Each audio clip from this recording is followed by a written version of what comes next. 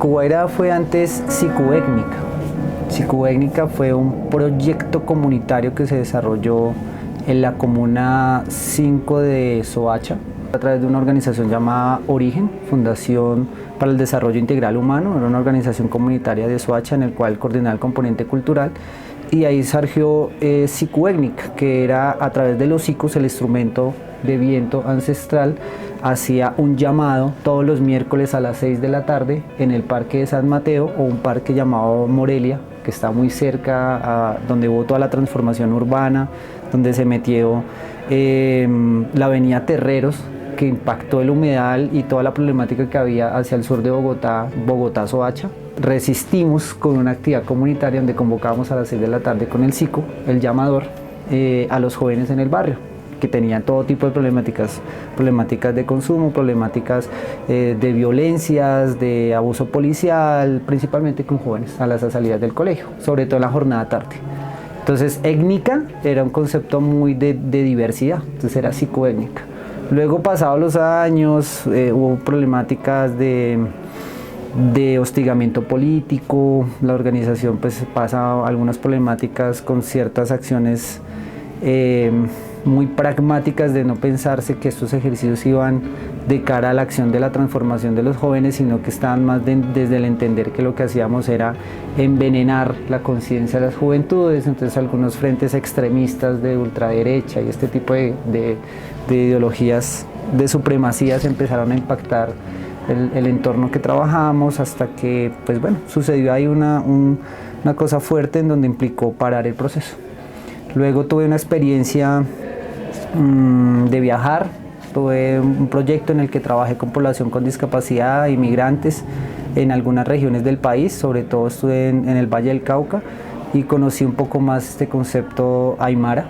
Conocí mucho más sobre la memoria de los aymara como pueblo que resistió, una de las últimas poblaciones que resistió a la colonización española. Duró todavía 400 años más luchando contra esa fuerza, y era la comunidad de los aymara. Y Guaira era su diosa, la llamadora, la diosa, el canto de los vientos, que llamaba a los ancestros guerreros de los aymara. Y me enamoré de esa concepción y empecé a trabajar ya etimológicamente en una construcción que me genera una identidad cosmogónica, patrimonial, pensada en función de la cultura como acción de cambio y de transformación. Y ahí fundé mi tesis de grado y monté un montón de rollos, te estoy hablando 2008, 2010, 2012. Cuando estoy en ese proceso de la tesis y todas esas dinámicas, asuntos personales de vida, tuve que parar muchas dinámicas.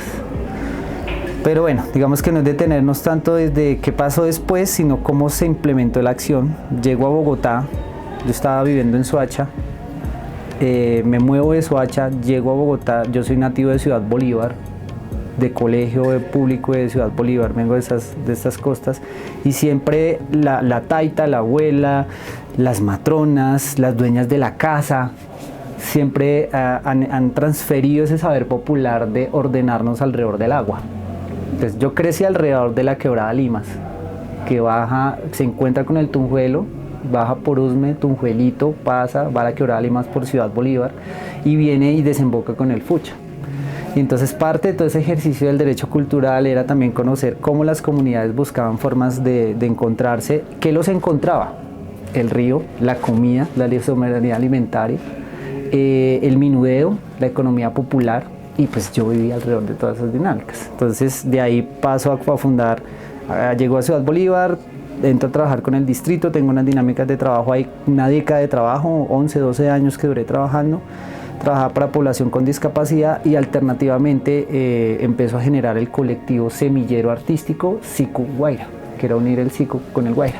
Es dos palabras ancestrales, porque además el psico es más muisca, el guaira es más aymara. Entonces empecé a vincular ese ejercicio etnoeducativo y empecé a palabrear con la gente alrededor de esa concepción, y empecé a armar círculos de palabra, encuentros lectores y cuadrar la cosa desde Ciudad Bolívar. Luego conozco el amor, y bueno, una segunda oportunidad de vida, porque había tenido ya como otras situaciones, y conozco el amor acá en Techotiva. Y bueno, ella es trabajadora social y se unió al ejercicio de construcción de, venga, tomemos una decisión y por qué no volvemos este ejercicio semillero colectivo una organización de trabajo comunitario. Bueno, sí, empecemos a camellarle. Y ahí empezamos finales del 2016, empiezo ya a dedicarme a cómo busco una locación, un espacio, un barrio con las características donde venía trabajando de Soacha y de Ciudad Bolívar de la Quebrada Limas, y empecé por donde el amor me fue llevando. Y el amor está ubicado por López Z 44 Américas, y empecé a hacer el mismo estudio, me lo traje para acá. Y empecé a investigar, esto colinda con un río también, y tenemos el Nodo Fucha, y pasa por Castilla, y pasa por Bavaria, y hay un bosque, y empecé a meterme hasta lo más recodo que tenía López Z, que era además interesante, era encontrarse que las Américas comprendía hasta Plaza Las Américas, y los conjuntos residenciales ahí. Pero ¿por qué? ¿Qué pasa? Y empecé a bajar más y descubrí la igualdad, y descubrí la Floresta, y eran los barrios marginales populares que tenía esa OPZ, dándole la espalda a los conjuntos que imponían una arquitectura y un monopolio económico hegemónico, entendió que eso es el territorio. Y ya, sé que me extiendo, pero me gusta contarles esas maneras en que se construyó el proceso de autonomía después, que tiene que ver con la pregunta del foro. Cicu Guaira tiene algo mágico, y es que confluye con los saberes populares de manera muy natural. Entonces ahí se logra encontrar, porque se tocó muchas puertas en las casas comunales hasta llegar a la Floresta. Y bueno, para sintetizar y no desarrollar toda la historia de la Floresta, era identificar cómo empezamos a generar prácticas de sostenibilidad de esos espacios, ¿cierto? Y una de esas dinámicas es juntando procesos. Una de esas apuestas, pues también lo aplico yo, porque digamos lo dice Falsborda, lo dice Paulo Freire, hay diferentes pensadores y referentes del pensamiento, de la enseñanza participativa, la pedagogía del diálogo, todas estas acciones y herramientas teóricas, pues venía a ponerlas en el territorio. ¿Cómo es que funcionaba esto? Simultáneo a mi construcción de pensamiento y de personalidad, el rock and roll siempre ha estado en mi vida, y yo siempre le digo a la gente, venga Canajero, pero es que usted no dan un peso por eso, hermano, o sea, ya no esté más con esa gente y no sé qué tal. Cuestionamientos que tengo que siempre digo, si yo hiciera esto por plata, yo no monto una fundación ni una escuela de arte, ¿sí? Ya, pues me voy a trabajar de una organización o una institución y ya. A mí el arte, la cultura y el rock and roll me salvó la vida. O sea, ¿qué significa eso? Que una canción, una banda y un concierto en vivo me hizo entender que hay mucho por qué luchar. Porque en una de mis etapas de vida, de ideación suicida, intentos de suicidio, situaciones muy fuertes en las que uno no comprendía por qué y para qué estaba acá. Y el rock and roll me cogió de las mechas y me paró y en un poco me toteé y me dije, esto es una delicia, estoy vivo, ¿qué no? Y eso... tengo que hacer mucho por el rock and roll. Y intenté ser músico, estudié, practiqué, fue un fracaso, no funcionó, pero pues la fuerza está por otro lado, el arte quizás está desde la oratoria, desde otras herramientas. Y Cicu Guaira, pues como es un centro de creación y un centro de investigación de trabajo popular, pues empecé a mirar todos los frentes. Una de las luchas de autonomía es, juntando a la gente, vamos a empezar a juntar el movimiento que me salvó la vida, el rock and roll.